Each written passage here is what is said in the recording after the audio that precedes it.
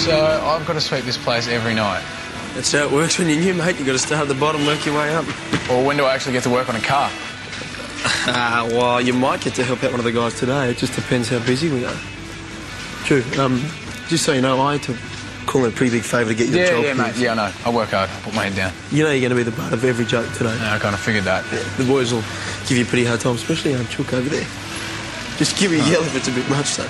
Yeah, well, Bell told me what happened when you started here, so... Yeah, that guy's a psycho, man. He works at the Wreckers now. He's not here anymore. But, mate, you'll be fine. Just do as you're told and try not to get anything on those over. Oh, yeah, thanks, mate. What's Tony doing here? Well, the garage. He's booked his car in for a service. You'll get the hang of it. Hey, boys. G'day, mate. Well, quite clearly it's your first day on the job, isn't it? Yeah, thanks. Look, I'll get started on the tyres. Hey, mate, any chance of getting this done by 4? I've got to go to training. Yep, no worries. I'll give you a buzz. Cool. Cheers, mate. Bye, mate.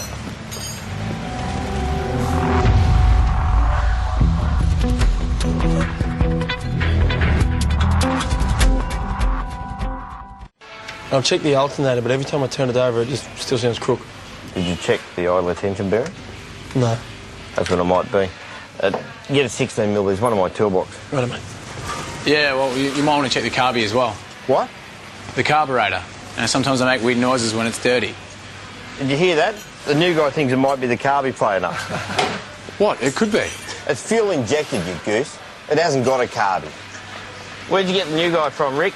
He's got less brains than you when you first started. No, he's right. I'm an idiot. No, look, maybe just keep to yourself while you're first here, OK? Mate, stop getting hassled so much. You look good in that, man.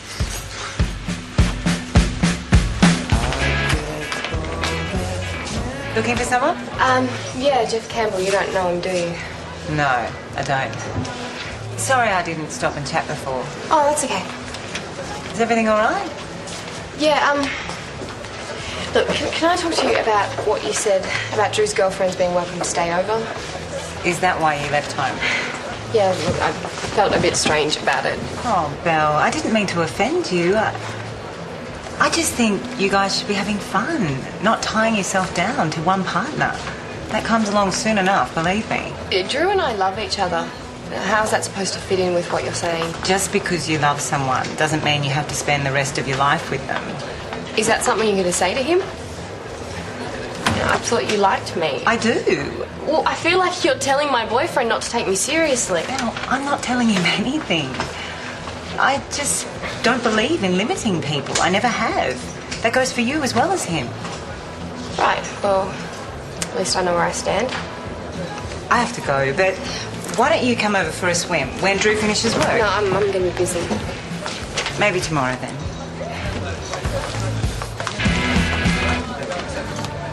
Hey, Bruce. Where's my grandson? He didn't come home last night. The last place Annie saw him was here, at the end of football training. It's the last time I saw him as well. He was going home. Well, he didn't get there, did he? Well, there's got to be some reasonable explanation. Have you called the police? Of course I called the police. They can't do anything about it. Look, he's always been a good boy. He's never put a foot wrong. But you've done nothing but fill his head with dreams. If he gets into any sort of trouble, that'll be on your head.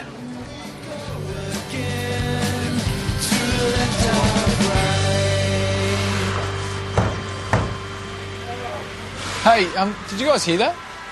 What? I don't know. It sounded like a thumping noise.